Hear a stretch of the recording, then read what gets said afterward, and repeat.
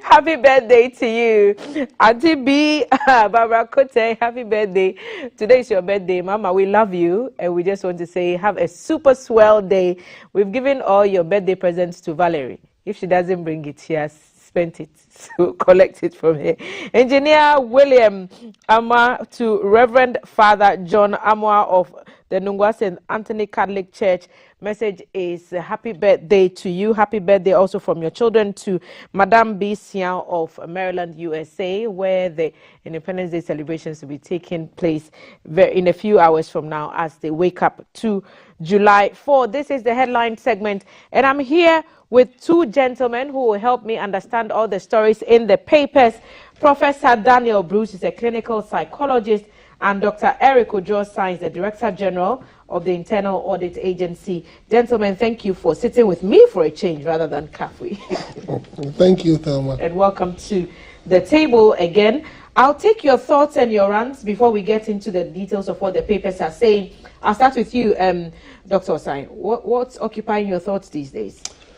Thank you very much, Thelma, and good morning to our viewers.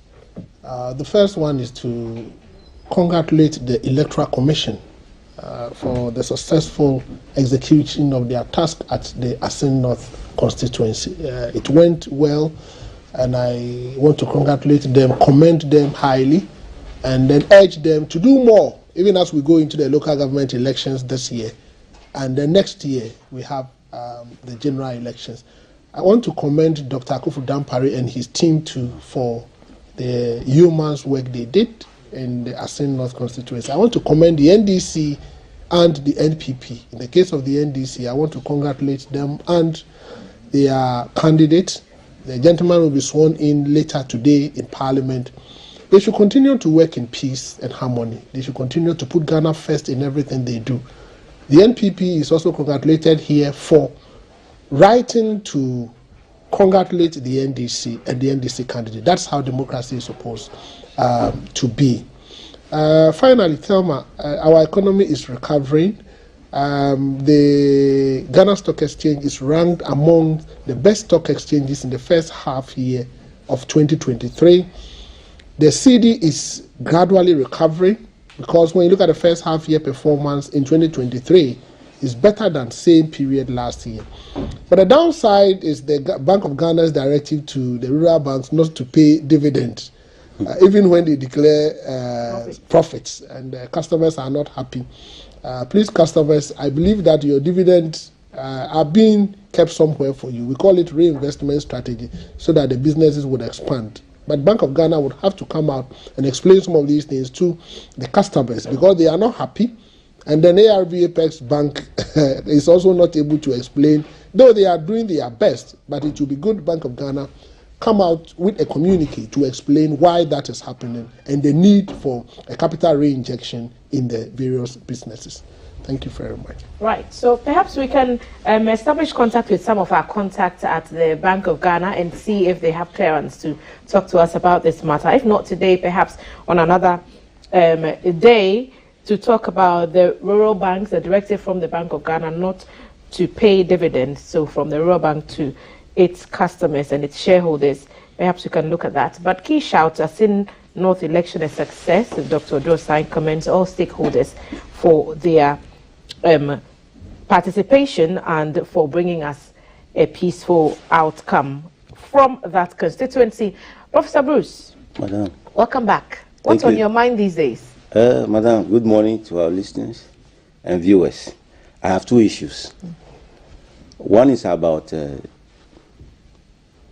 our congregants giving testimonies before we, their pastors, especially miraculous healing of some diseases and sicknesses they are suffering from.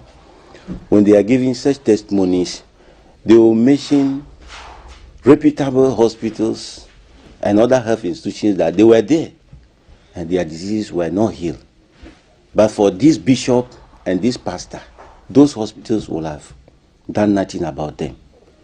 I want to appeal to all of us, especially with the pastors, that we should not sit down and allow these testimony narrators and givers to run down our health institutions in praise of us. Testimony narrators? Yes. and give us that, oh, I went to this hospital, I went to this hospital, and they mention the hospitals. It's a way of running down the hospitals. Meanwhile, the same God who created our doctors and nurses and other health professionals to take care of us. But when we allow these testimony narrators that, oh, I went to this hospital, I went to that hospital, I was not cured. It's only when I came to this bishop, this man of God, that he was able to pray for me and I got my healing. What message are we sending to the society? We are beginning to spiritualize everything, and if you don't take time, and our doctors and other nurses become annoyed, go to your pastor for healing and we see what will happen. These are your people also for. Yes.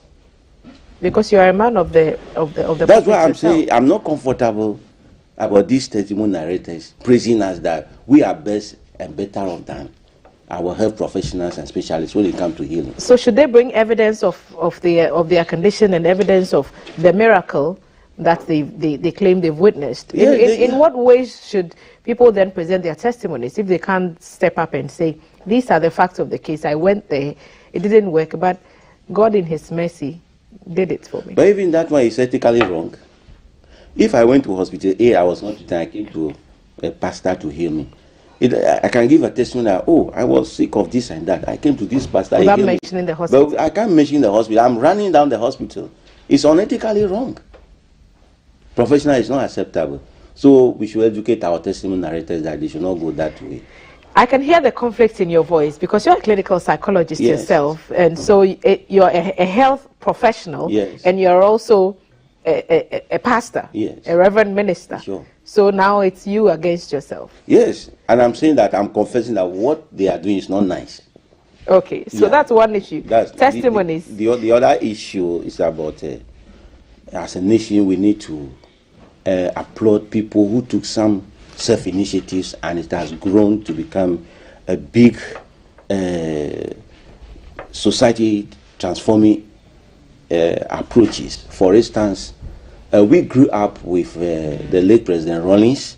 It was through him that we knew what is called coup d'etat and what is democratic governance. We became politically conscious as a result of his mounting the political stage. Now we heard that at a point in life he won some kind of award, and this award he used it as a seed money for the establishment or University for Development Studies. Now you can see the number of human resource that has been produced by that university for various sectors of the economy.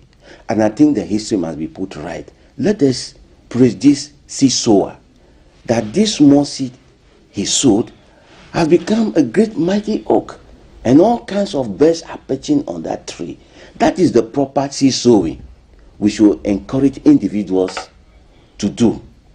Look at the number of professors who are produced for that university, the number of lecturers, the number of senior lecturers, and all that employment it has generated. Look at the social and education transformation that university is bringing. So I'm appealing that for us not to forget about people who went to self-initiative activities that have resulted in big societal transformation. We should put the late President Rawlings' name on that university. Thank you, sir. Seed sowing. Yeah. So it's like today you came for your own people. Though. Yes. There are other types of seed sowing that go to certain people. You're not talking about that. Oh, type. that kind of putting money in an envelope is not a good seed sowing. My own pastor will get me at church on Sunday. Say, "Tell It's ma, not a good seed sowing. why we should give, and it Yeah, you should should impact give. the larger society." Yeah, it should impact. I think that seed on you that, sow on that. must impact the larger society. What do you think of Dr. Osai's assertion? He thought the Assin North election went very successfully, and he's also, commending all the state agencies who went there to make sure that we saw the kind of results that we witnessed from there. Yeah, it's a happy news. I think we'll be going the way of the suggestion from the former president of United States of America, Barack Obama. He said we should develop strong institutions. If our institutions are working very strong and they are what institution they are, who are you to influence their operations? So that is what we are seeing now. If the police is let and allow alone to function, they will function to protect us, and everything will went on peacefully and smoothly. True. We will not see any hooligan or any troublemaker infiltrating and trying to obstruct the voting process and all that. So we need to applaud them. The EC, they also did well. They are coming out with the reason that, look, let's close the poll by 3 p.m. so that we count the ballot boxes in broad daylight. Let us support them and make sure that we all go there and vote very early in time so that the counting at least by 5 p.m. we have closed. And nobody will come there and do any kind of malfeasance activity and all that, kululu and all that. So we need to applaud them. As he has said, they did very well and they should continue. And the people too. I don't know how true it is. I've heard some hymns and songs that we've taken your money, we are not going to vote for you. Our people are becoming politically conscious, and all of us must go that way. You should not wait till the time that you need a vote for me, then you come and give me money. It's an insult to my integrity and my human being that, look, you all that you need is to get some few CDs for me to vote for me. I mean, it's reducing your own kind to a level that you will remain there perpetually. So I think we need to commend the people in Asino who also voted. But we are saying that, yes, you brought us money, we took it, but we voted according to our conscience. This is the best way. I think Ghana, that is the way we must go now. So much as we applaud the police and the EC, we also applaud the people of Asino by rejecting any kind of inducement, enticement to vote this way or that way. We'll get into some political news because a lot is happening within the space of politics, especially on the camp of the NPP. But, Doc, do you have a reaction to Prof's rant? I think I agree with Prof. What I would say is that the citizens, they should know that corruption or bribery will suffice when somebody gives and somebody takes. So both the giver and the taker are all guilty. So if you come out boldly to proclaim that they gave it to you and you collected it, you are trying to give somebody evidence to prosecute you. Okay. That notwithstanding, I agree with him that, look, we shouldn't allow money to influence us. We should vote based on our conscience, and then we should vote for the best candidate who would bring development. I agree with him also on the fact that when you are not well, go to the hospital. If they heal you, all the better. Don't come and then be saying things on platforms that would suggest that it was somebody's prayer that healed you.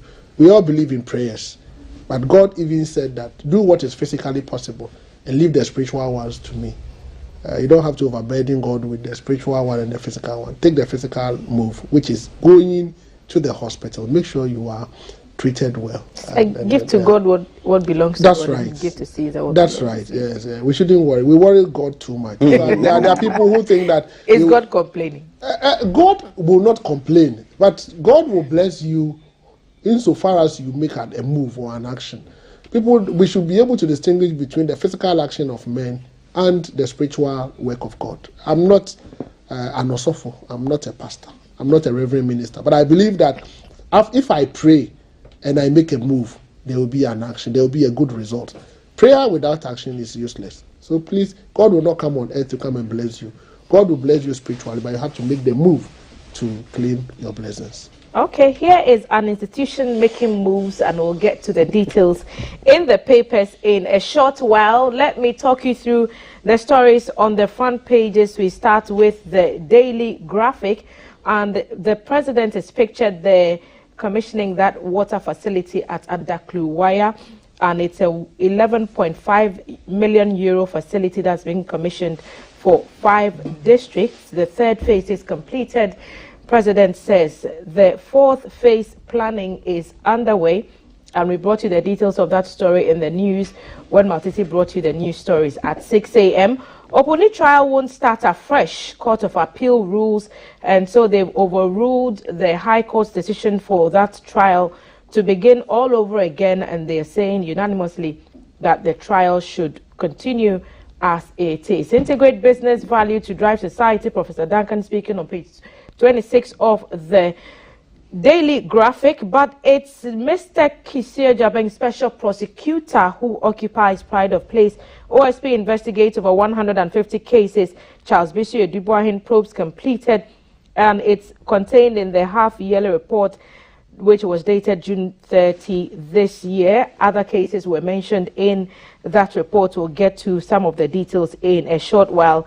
GCB posts strong performance, DDEP hit hard, and that's also on page 39 of the Daily Graphic. The Ghanaian Times also staying with the OSP half-year report, probe into ex-minister, 3 other cases and 9 ongoing, 150 under consideration, and again a photograph of the special prosecutor.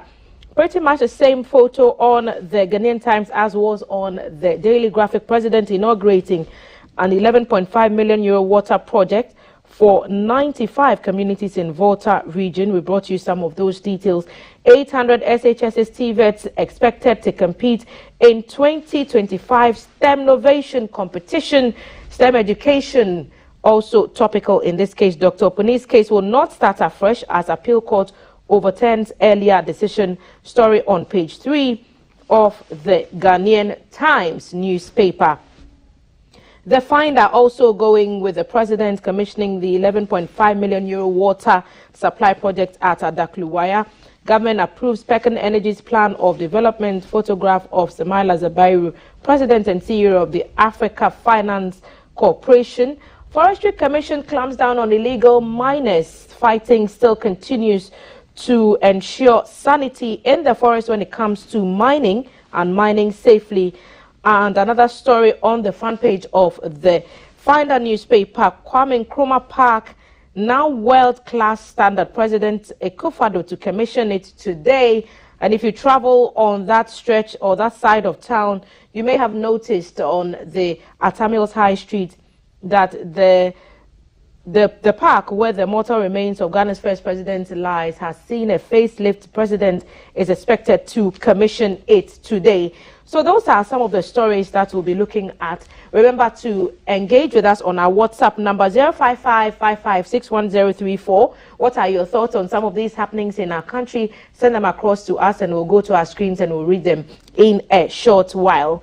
So, gentlemen, the OSP has given us his half-yearly report, and he's saying that some investigations have been concluded and others are still at the consideration stage. It's a 13-page, if I'm not mistaken, report that we've been given, and there's a lot to unpack in there. But what are the ones that stand out most to you? The Daily Graphic is going with the Charles Bisu and the Edubuahin probes, and the Ghanaian Times also saying the 9 are ongoing and 150 are under consideration. Which one stand out for you, Dr. Osai?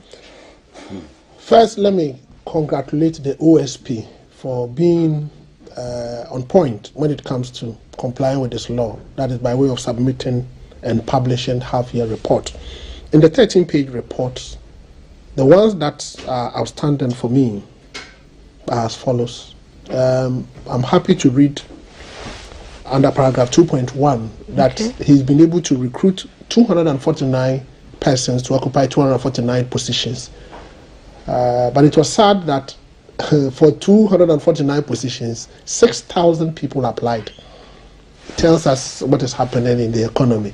But I am happy he's been able to augment his staff level with an additional 2,249 personnel who are due to resume work in October from the report. So at least we'll see a lot of good work being done in the coming days. The next one is the GRA's compliance with his directive for them to submit an integrity plan. We know that every now and then you hear things about the Ghana Revenue Authority, and the institution is being rebranded, they are repositioning themselves, and they are doing a lot of good work to increase revenue in this country.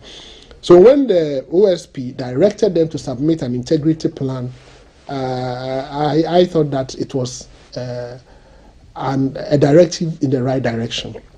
Fortunately, in his report, he's indicated that they've complied. They have submitted 5 main reports. The main GRA integrity policy, the main GRA policy and procedures on advanced rulings, and this is under paragraph 2.2, and even GRA code of ethics and GRA integrity plan framework. It suggests that we are prepared as a country to tackle corruption head on. The downside of this report is his inability to secure convictions within the reporting period.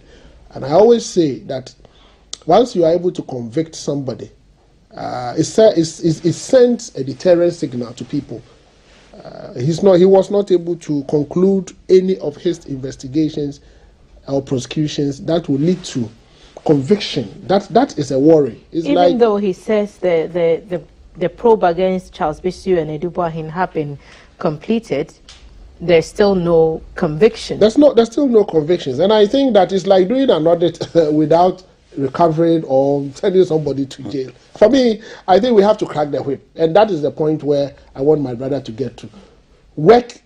Once it is a criminal prosecution, let us get the conviction. Once we get a conviction, it sends a deterrent signal. Everybody will sit up. So let's quickly go through some of the cases being tried under the OSP's Eagle Eyes, and we can find that on point 3.4 of the Auditor General's report. 4 criminal cases are being tried before the court, and it's the Republic versus Sumaila Abdul Rahman, and then Stephen Eru Engman and Patrick Seidu and Andrew Kundari.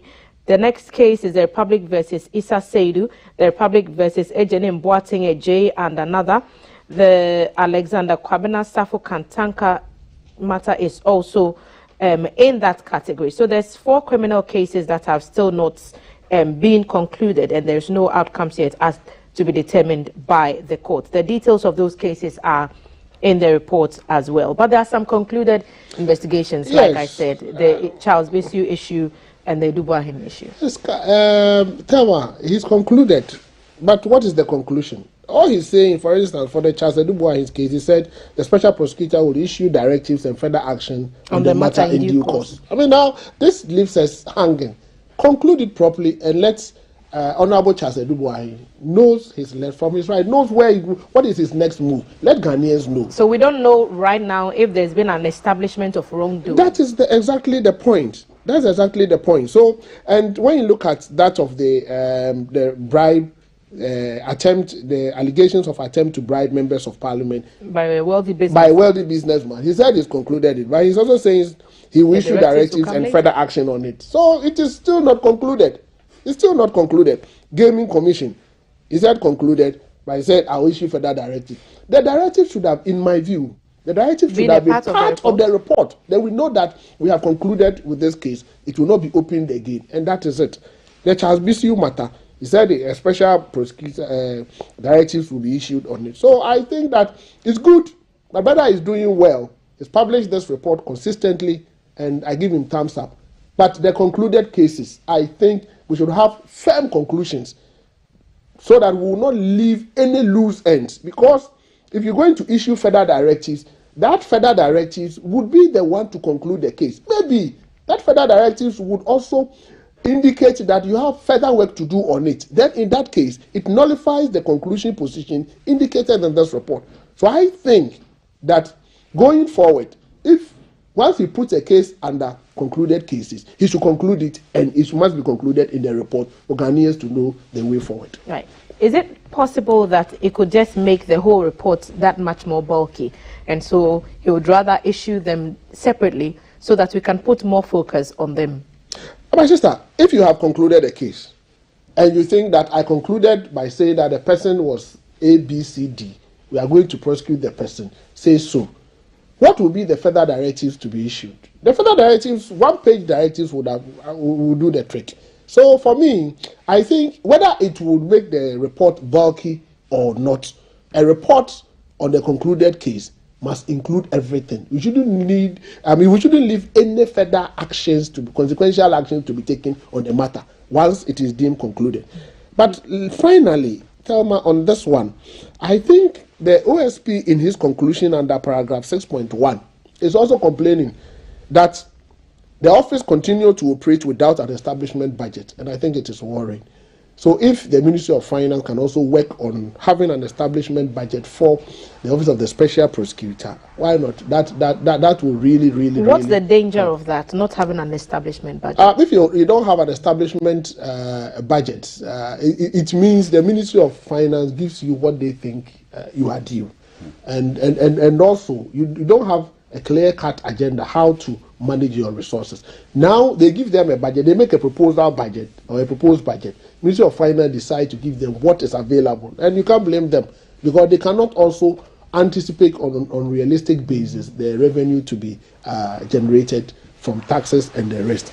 But I think that they should put them on an establishment budget so that they have a budget line called OSP. You don't put it under any ministry, any department or agency. They have a standalone budget. Their capers will be with them, so they will be able to manage it themselves. That I agree with my brother. So yes, they have been resourced. We wanted clearance to recruit. We have even 12 officers. We've not been given the 12 officers. And they have 249. They have 249. So I think they have a lot more resources. But government, pay attention to Internal Audit Agency to give us the clearance so we can also recruit more. At the moment, we need not less than 15 officers to augment our operations. Thank you. So yeah, riding on the wings of the OSP to also put your report in. But yeah. I mean, apart from the concluded cases, there are several ongoing cases as well. The OSP is investigating corruption or suspected corruption and corruption-related offences regarding the termination of a distribution loss reduction and associated network improvement product contract between the Electricity Company of Ghana and another company. They are investigating illegal mining. Remember Professor Frimpong Boateng's allegations and that Interministerial Committee on Illegal Mining report. That is also under investigation. The National Sports Authority is under investigation, and it's to do with the award of a contract by the authority for the provision of goods and services to some entities who have also been named in the report. Ghana Water Company Limited is also under investigation, and it's regards to contracts awarded for the provision of goods and services to some entities also named in the report. GRA, the Customs Division, is also under investigation.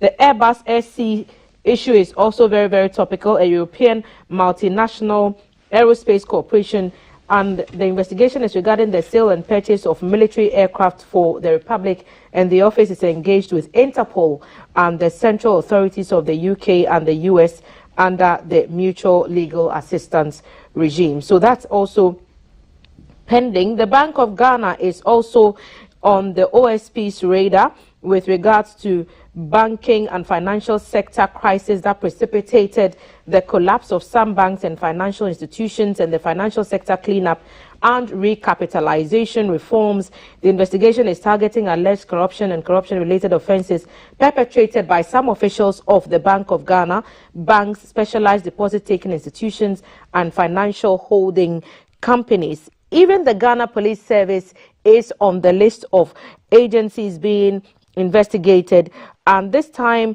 the OSP is looking into the recruitment exercise of course 51 of the cadet officers training at the Ghana Police Academy, targeting specific cases of alleged corruption and corruption-related offences and the acts of the use of office for profit, abuse of office, abuse of power, favoritism, nepotism, victimization, and the selection of unqualified persons. So I want you to understand the scope of some of these issues very well. And of course, Sir John's estate is also under investigation. It is Kojo Usurefi. You remember his will that became very topical, and the OSP is investigating this matter in respect of an alleged improper acquisition of state-protected land at the Achimota Forest Enclave and the Sakumono Ramza site by the deceased former chief executive of the Forestry Commission. And it says, following the refusal by the High Court Accra to affirm the freezing order issued by the special prosecutor, the office appealed to the Court of Appeal, Civil Division Accra, for a reversal of the decision of the High Court to facilitate the investigation and the final resolution of the matter. So that matter has still not been concluded in the case of Sir John. Other cases, 150 cases, we are not told exactly what those 150 cases are. It also names some miscellaneous activities and says they participated in conferences and, other events, invitation of the World Bank. They participated at the 5th meeting of the World Bank Group and other things as well. Also collaborations in there before the conclusion. So the Daily Graphic delves into some aspects of that report, and the Ghanaian Times does so as well. And I hope it gives you enough scope, Professor Bruce, to base your impressions on what do you think about the OSP's conduct of its activities so far. Yeah, fine. I think we need to congratulate the leader of that office for doing a good work. But what I would like to say is this. You see, if you are cited for corruption and you are going to be investigated, as an elderly person, you must be very careful and know that, one, your hometown, where you are coming from, they are in trouble. They think that's your man. He has been cited for corruption and therefore is going to be investigated. What do you think will be going through the minds of the people who know you? You have wife and children. Your children are going to school, they have friends. Your wife will go to the market and other social centers. And he say, oh, look, that's the husband, that's the wife of the man. I mean, let's be mindful that if I perform a single act and I'm cited, there are other related connections to me. They will not feel fine. For now, there are some people who are going through sleepless nights. Some people are bowing down their heads in shame. You belong to a church, you belong to a mosque, and all these things are being said about you, that you are cited for corruption, whether it is true or not. My question is, are we having some kind of impact on society by the Quran and the Bible we preach? Why should all these 150 cases? Are we losing the fight against uprightness and righteousness? Where is our conscience? Where is our, do I have to wait for me to be appointed to an office before I look for ways and means of making money? This also goes to point to the fact that our economy is not strong. Let us try to generate more opportunities for people to be employed so that we don't depend on one person who will struggle to look after so many people and he's open to so many temptations, and these things will come their way. Our society is still focusing on the basic necessities of life: clothing, shelter, food, and all that. So everybody who is in the office, people are looking up to him for clothing, for food, for shelter, and all this. If I cannot, then I have to go some other unethical ways of making money to make sure I satisfy people who are looking up to me. So please, the elderly, those of us who have the opportunity to serve in political positions, in social positions, in educational positions, let's do the right thing, that our names will not be dragged to any office to be investigated for corrupt activity or corrupt practices and all that. In fact, we are not presenting ourselves very well. But as he said, anyone who is engaged in any corrupt practices, that will not endure to the growth and development of Ghana. That person is an enemy to Ghana. He must be dealt with. And all these cases, as he has cited, they must come to conclusion on those cases. And the people involved must be punished, for society to know that when you do a wrong thing, this is the punishment awaiting you. We have so many people in some prison, but where do we drag feet on other cases? They must be fast ones, and their names probably, especially the elderly, who are supposed to be role models for society. The young ones, what are we teaching them? No, it's good to engage in corrupt practices. The case will drag and that's the end. No, please. Every case must come to its conclusion and the appropriate reward or punishment given out. Then we know that, oh, if you do A, these are the consequences. So it's also a good news that the clearance has been given to the Office of a Special Prosecutor to employ more hands. Those people going there, they must make sure they fulfill the duties and the assignments given them, so that those enemies of Ghana who think that it is only through political offices that they can make money or they can acquire wealth, I mean, we deal with them and weed them out of the society. But shouldn't it just be a matter of truth saying? You talked about some people putting burdens on other people, and so they are forced to, use some of these dubious means to support other people. How about just saying you don't have it? That's also a moral fabric to have, to say that my salary is not enough to cover what you're asking me for. Why should you have to do the wrong thing to keep up appearances? Yeah, that is a matter of an individual choice. You must be truthful and speak truth to your people that, look, I can't do it.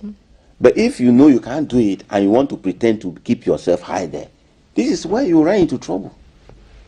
So people must learn to say yes is yes and no is no. You must not pretend to look good if you are not good. You must not live false pretense. You must not project yourself to be who you are not. So please, let's be truthful and straightforward. And those people who put pressure on people, anybody in Accra has money, that mindset is very bad. People in Accra, they are struggling. The rent alone, the transportation fare alone.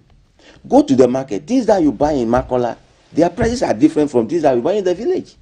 But everybody in Accra is considered as being rich, and people are piling pressure on them, piling pressure. If you don't do so, when you go to your hometown, they say, oh, this is a miserly person, don't mind him. Meanwhile, they don't know what you are going through. So that societal pressure too must stop. It's not everybody in Accra who has money.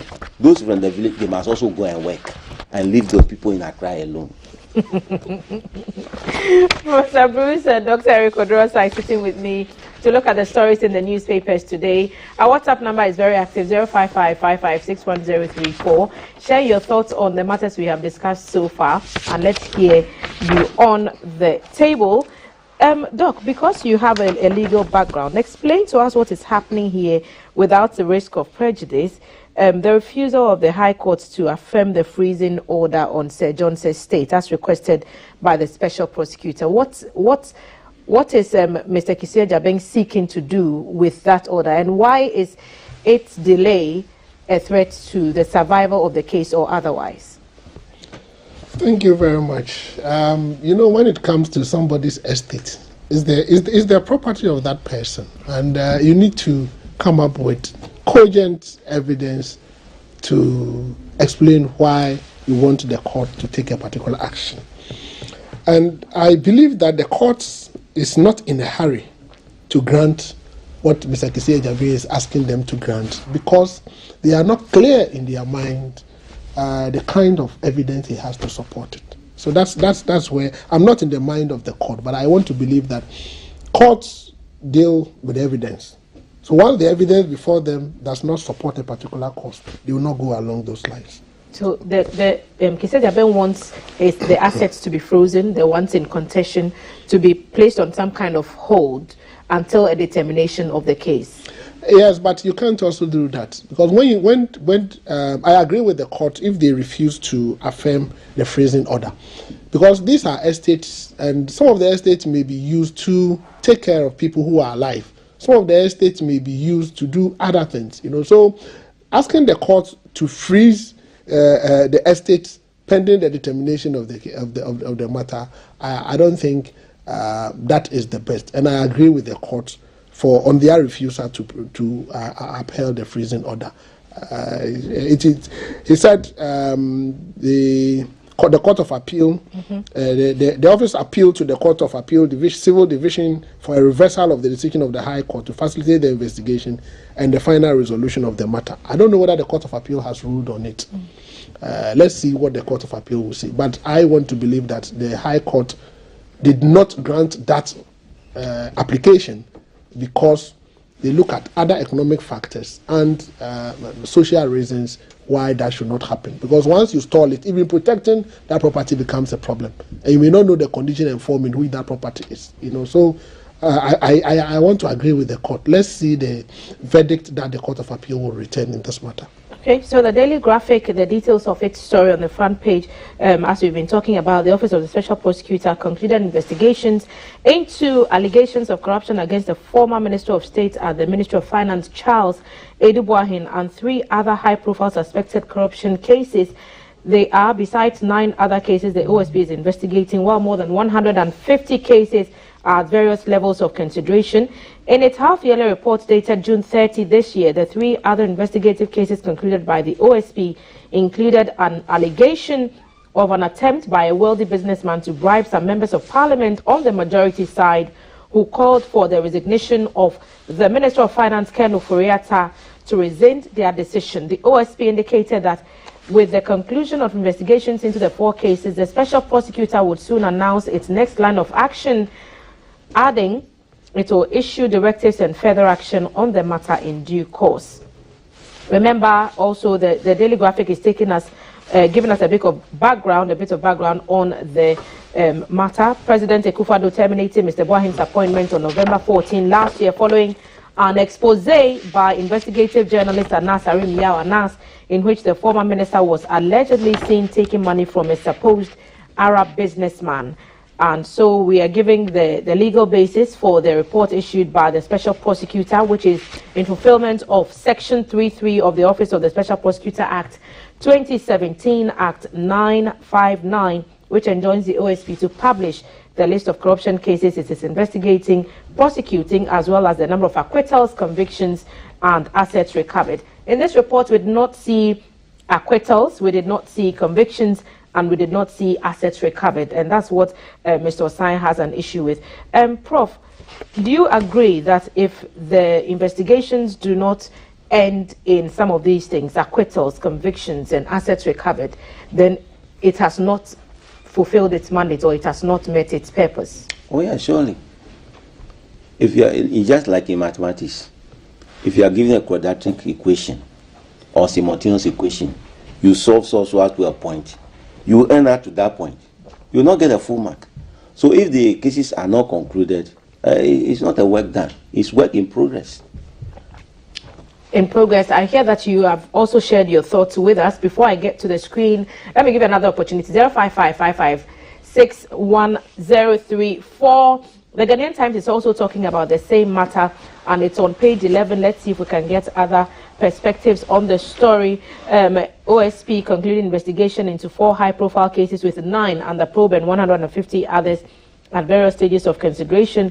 The cases have been listed there. The one involving the former Minister of State at the Ministry of Finance, Charles Edu Boahen there. And it's the link between that and the Tiger IPI investigative piece, Galamsey Economy, also there. Alleged abuse of public office for profit against Charles Bisu during his tenure as secretary to the erstwhile Interministerial Committee on Illegal Mining. Remember the fallout from that matter. Mr. Bisu has since honored the OSP's invitation and has been granted bail accordingly. And then the calls for a wider investigation into illegal mining in the country, according to the 2023 half-yearly report of the OSP, is also available to the Ghanaian Times. And again, it's reiterating the point about the OSP, who will issue the directives and further action on the matter in due course. I'm going to go over to the screen and get some of your thoughts, gentlemen. I'll be right with you so that we can see what the thoughts of people are right now as we discuss these issues. The first one says, Prof, nothing will change until the Constitution has been reviewed, period. Maoli Selassie Chachu is saying this from Newtown. What's the link between a constitutional review and the issues that we are talking about? Someone is looking for doctor's number, and I would want to get those details as well. But what's the link between the Constitution, a constitutional review, and the issues around the OSP that we are talking about?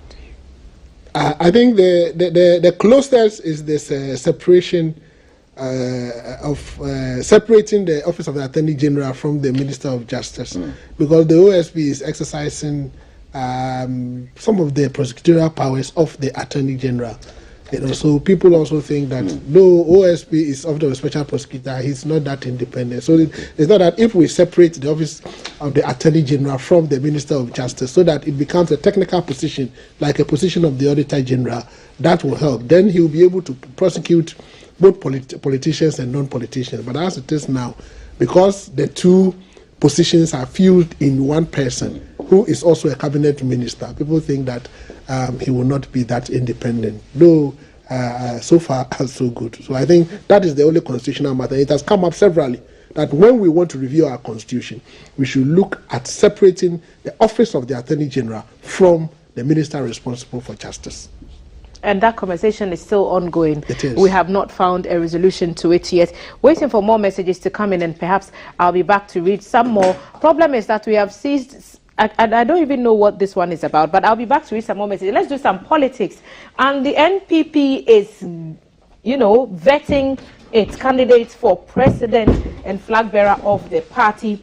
And yesterday we saw 3 of its key charges answering some questions at the party headquarters in Accra, including former Trade Minister Alan Kyerematen and Vice President Dr. Mahmoud Bawumia, who some believe these two are among the top contenders. Who else will be joining the fray? The NPP delegates will be seeking to put some names on the ballot.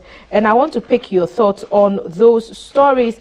The campaign trail is getting heated for the NPP. The Daily Graphic is talking about it on page 19. Let me get some details for you there.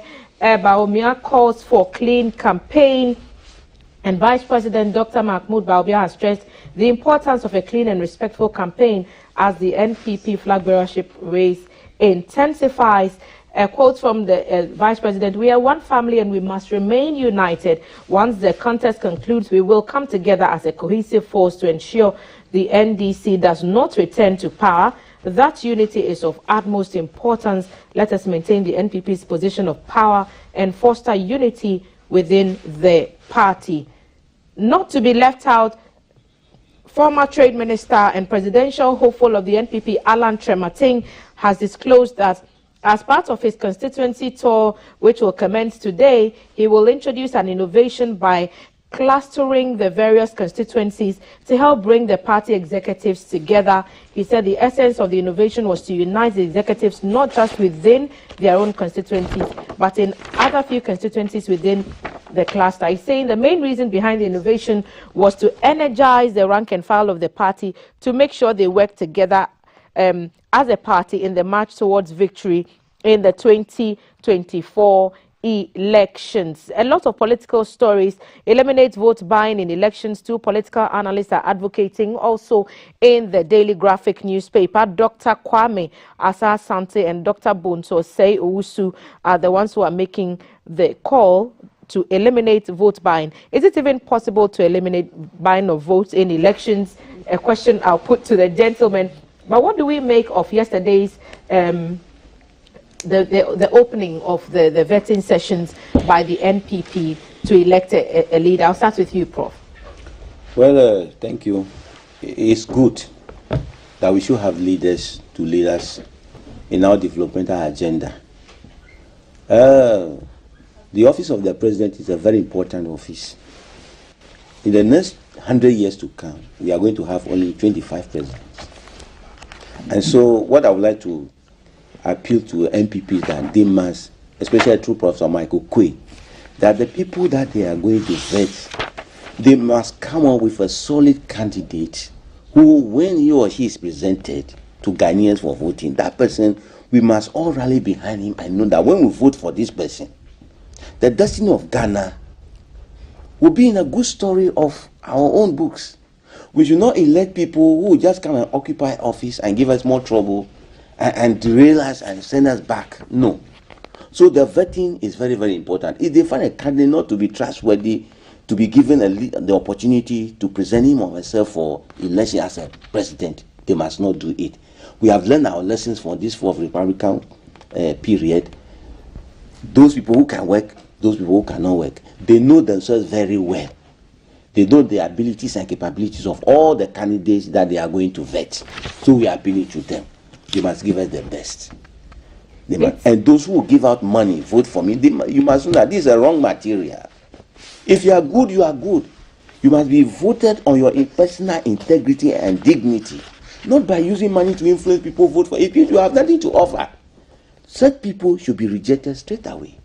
The two candidates whose papers stories are captured in the paper are talking about unity, whilst Dr. Bawumia is talking about uniting as a party. The former trade minister is talking about uniting the rank and file of the party to make sure they get victory in 2024. Unity is a key call at this time, wouldn't you say, Dr. Osai? Yes, I think unity is key. Unity is key at this time, during the election process, and then even after, because they are the ruling government, and going into 2024, they need a united front.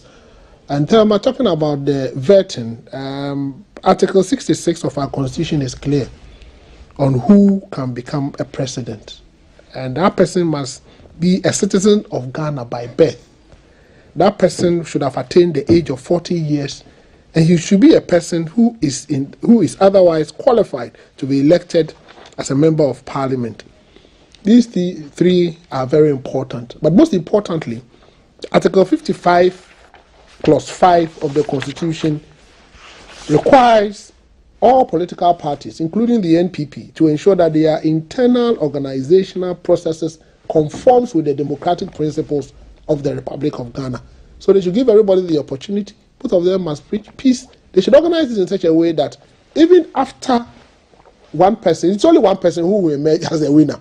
It's only one person who can lead the NPP. So all the others must pledge to support whoever will lead the NPP going into 2024. They need to be united now and after the elections. It is crucial because they are a ruling government and the NPP intends breaking the 8. And if you want to break the 8, you have to break it in unison. You cannot do that with divisions. So unity is key. There are calls to eliminate vote buying in elections, and Prof has mentioned it a number of times. Don't give money, just tell the people what your message is, what you believe in, what you stand for. And if they want to build that dream with you, then they will give you the nod. But we have not seen that in almost any election that we've had. Even at the district level, we are told there are strong allegations that monies exchange hands.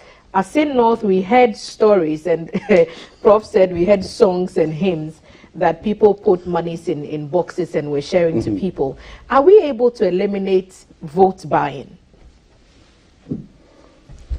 There is something fundamentally wrong with us as the electorate. You know,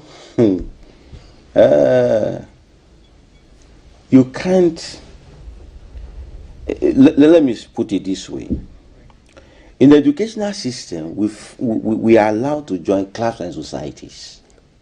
I think that life is dying out in our schools. You may belong to the debating club, the entertainment club, whatever, but most especially the debating club. In this club, we are taught to pick an issue and then you debate it. You are two contestants. This issue, this is the way I'll go about it. This issue, this is the way we'll go about it. We are not politically mature to debate issues, to put across our own creative ideas and innovations that put me to test on this and that and that. This is what I'm capable of doing. This is my philosophy concerning the progress and development of my community and the nation Ghana. You see, until we learn how to argue on the same issue, if I don't know how to talk, I would think giving money to people is what will push me ahead of others. So we must ensure that people discuss issues. Now, this economic crisis we are in now, how best do you think you can solve it so that we are out of it? That is the issue we want to hear. Give us the strategies and the techniques that will take us out of this. We don't want to go to the IMF again. If you want to put yourself as a leader, what are the strategies you want to put in place for us Ghanaians to follow that we are no more going to subscribe ourselves to the IMF and suffer the conditionalities? These are the issues that those people who put up themselves for leadership are not able to address. We only end up promising, I'll build you roads, I'll build you this. Yeah, those are the things. We Ghanaians will give you the money to build roads for us. But what are your policy decisions? What are the aspirants saying? What did they say when they went to the headquarters yesterday? Former Trade Minister Alan Kyerematen, former Trade Minister Alan Kyerematen, and then businessman Mr. Kwadwo Poku, as well as Vice President Dr. Mahmoud Bawumia, went to submit their case to the panel to convince them why they should be elected flag bearers of the NPP ahead of the election in 2024. Yesterday at the event, this is what some of the candidates had to say. So have a listen. I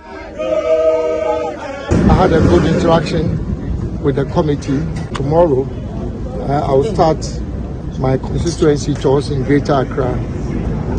I have decided that I'll introduce an innovation into my constituency tours by clustering constituencies for the purpose of bringing our party executives together not just within their own constituencies, but in a few other constituencies in the cluster. That will help energize the rank and file of our party. Everything went well. The conversation was smooth. I answered all the questions they asked in the best of my ability. All the 16 regions and no makushia. Omunyina agia tum say me KMP Kojo Nsafo-Poku masem no ayede ewura omutrim ama omufu say me Kojo Poku no me say for make 5 no. Enti I'm very me worry she say 5 no make ho.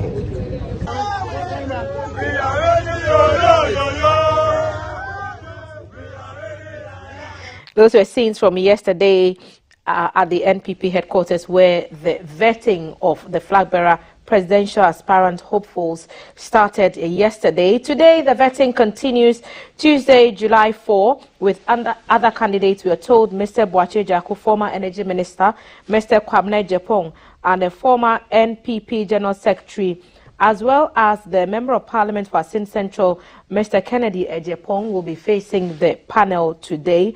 The other candidates will be vetted on July 5 and 6. So the NPP is hoping to get 5 out of the number to be the ones who go into the primaries for delegates to vote on, and they're going through the processes now. I'll take your final thoughts on this, gentlemen, and then we'll move on to other topics. Dr. Osai, what are your expectations? Oh, my expectation is that those who will go today is the 4th of July, and they are expecting the 2 Agyapongs and the Honorable Boakye Agyarko. They should go the same way as the others went yesterday, and their followers must manage themselves. It's just an internal contest.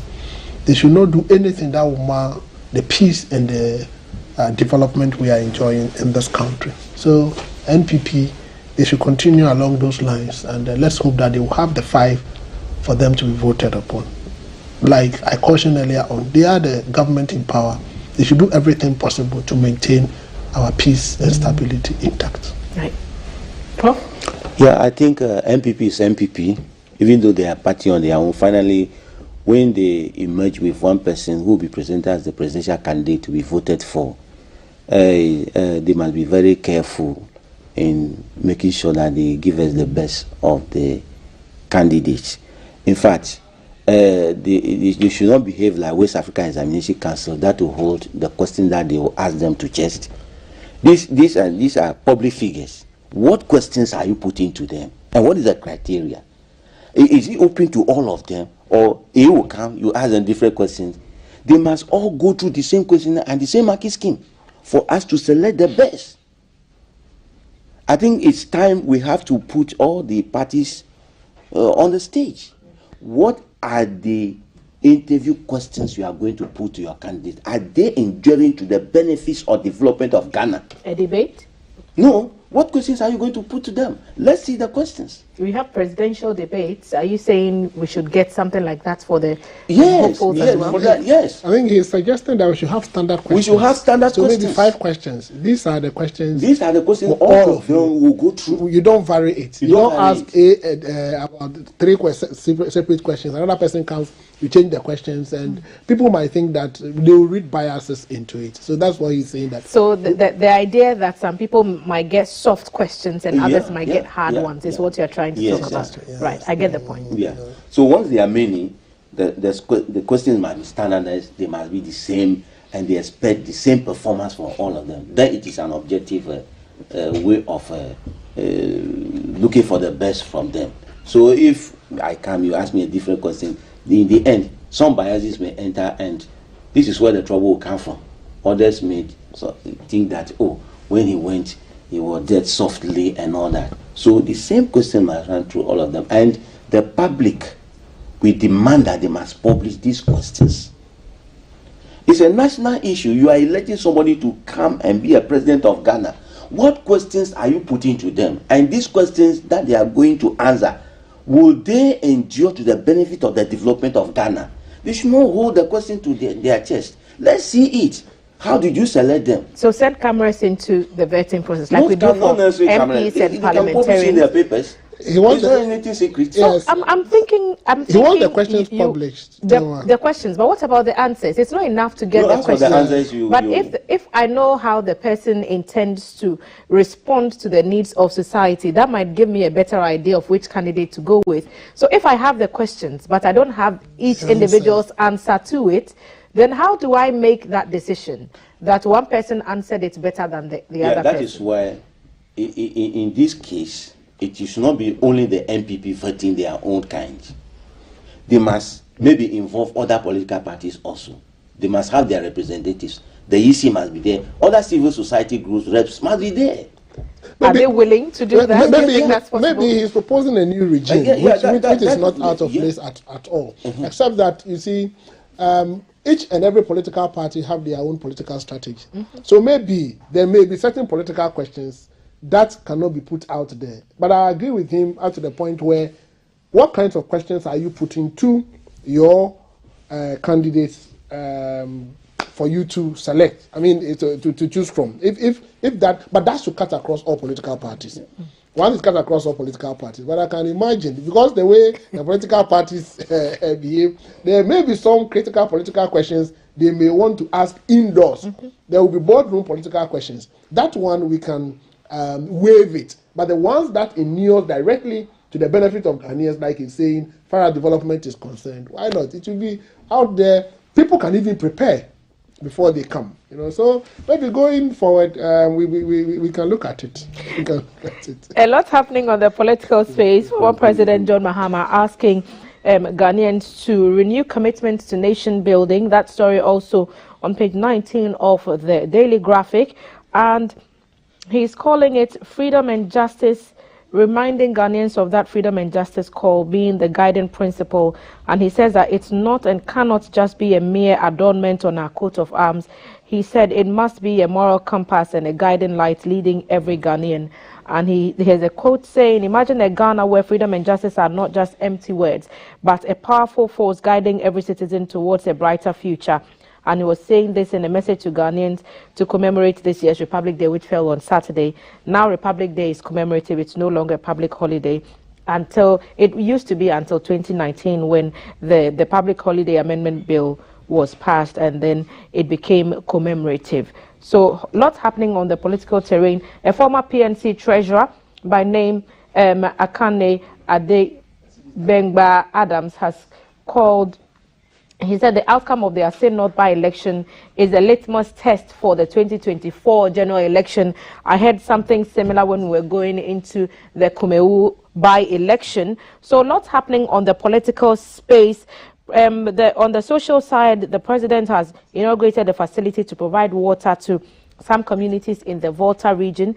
Yesterday, the president was at that event, and Sector Minister Madam Cecilia Dapa was also present. And the idea is to provide potable water for all those communities in the Volta region. Other stories in the newspapers, we are seeing the Kwame Nkrumah Park and the renovations that have taken place there on the front page of the Finder newspaper.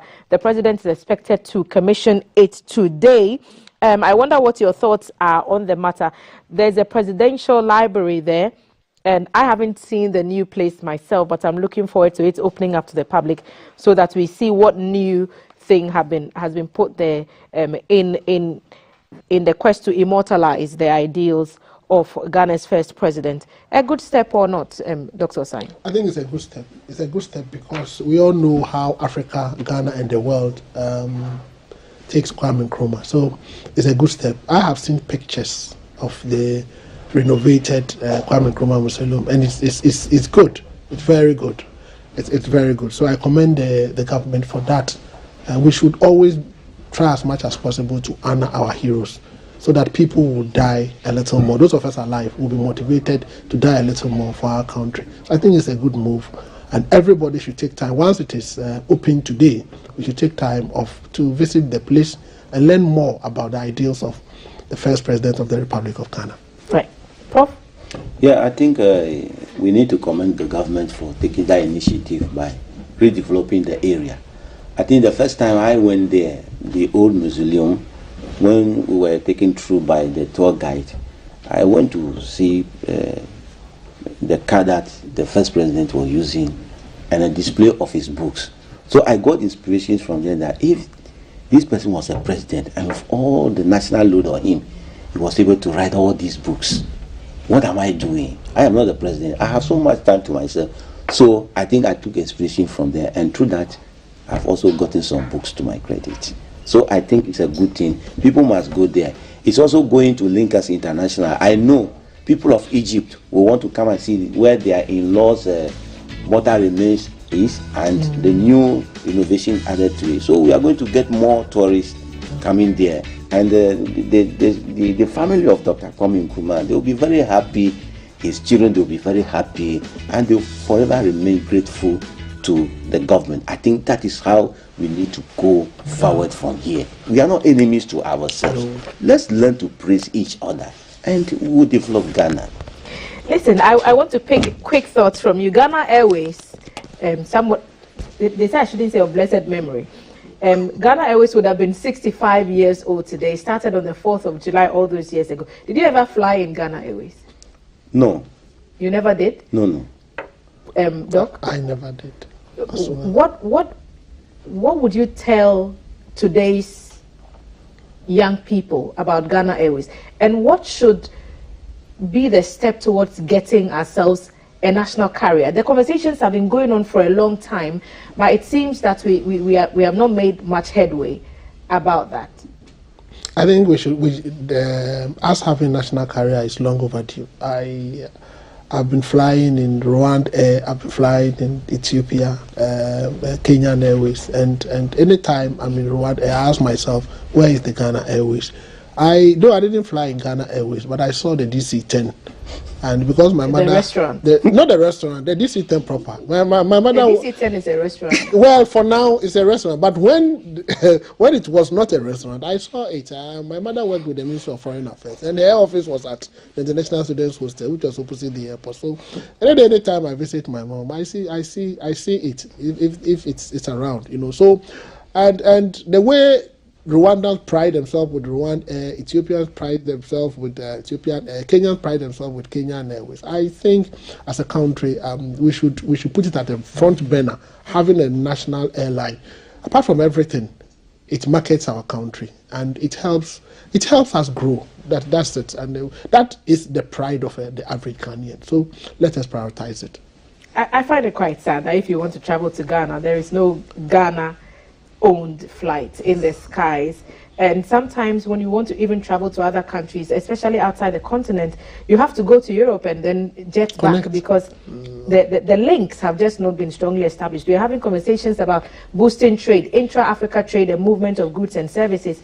Some of these things need to be topical because with national airlines, it's easier to get into agreements with other countries and say, we want to go here, we want to go there. But I wonder what your thoughts are. But before he comes in, this intra-African trade is key, especially flying.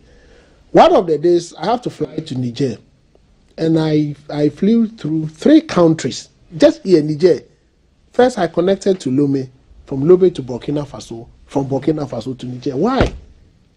Just because we don't trade among ourselves well. So I think that it is something that we have the Africa Continental Free Trade Area here. We should be able. It is not enough to have it located here. If you take advantage of it and improve African trades, else we'll suffer. In the news today, there were conversations about even eliminating visas at all across the continent, as is done in parts of Europe. So those conversations are still very topical. And Prof, your thoughts on Ghana Airways? Well, Ghana Airways, a very fascinating story. You know, the Ghana flag is beautiful, and when it is embossed on our properties, it makes our properties unique and it stands tall. The first time I saw the VC10 restaurant, I asked myself, where was this plane lifted? And how was it lifted and placed there? They may have been taxied. Yeah. So I said, is that how we can celebrate the end or the demise of Ghana Airways? In fact, it's very disheartening. That is not how we should write the end of the Ghana Airways story. Just as we believe in the resurrection of the righteous, I think Ghana Airways 65 is still young. We can resurrect it. I was also given the opportunity to go to a conference in Kenya. At the Kenya airport, when you see their planes, I asked myself, what has happened to Ghana that we don't have even a single plane? So I think it boils down to all of us Ghanaians. What is our vision for this nation? We don't take our properties very seriously. We don't maintain them. Our attitude towards managing and handling state properties is very poor. Ghana, the first nation so said to have been the gateway or gotten independence, we don't have a single aircraft. No, please. Minister of Transport, before you leave office, let's see the plane in the sky. Ghana in the sky is the call, wrapping up this segment of the newspaper headlines. The gentlemen who have made this possible, Professor Daniel Bruce, a clinical psychologist, and Dr. Eric Odrosai, Director General of the Internal Audit Agency. And Doc, thank you so much for making the time once again to sit with us, and we are grateful for your time. Remember that you can connect with us across our social media platforms. Today, we are bringing you a brand new program which is focused on Africa. We've talked about Ghana Airways and the need to establish the links that keep Africa together. Today, we are starting a new program called Within Africa, bringing you stories from Africa by Africans, exploring trade, agriculture, technology, and politics. The goal is to change the narrative of the continent from Lagos to Antananarivo, Accra to Nairobi. Join the train at 4:05 p.m. today with Multiti Saida Sadiq. This and every Tuesday and Friday at 4:05 on GBC News. Remember that you can catch a stream of the program across our social media handles, GTV Ghana everywhere. Follow our pages as well and interact with us as you're on there. Also pay your TV license, and we'll be back to give you more content and fresh content in the morning. Conversations around finances. How do you manage in the midst of the difficulties? Coming up, I'm Thelma Taki. We'll see you after the break.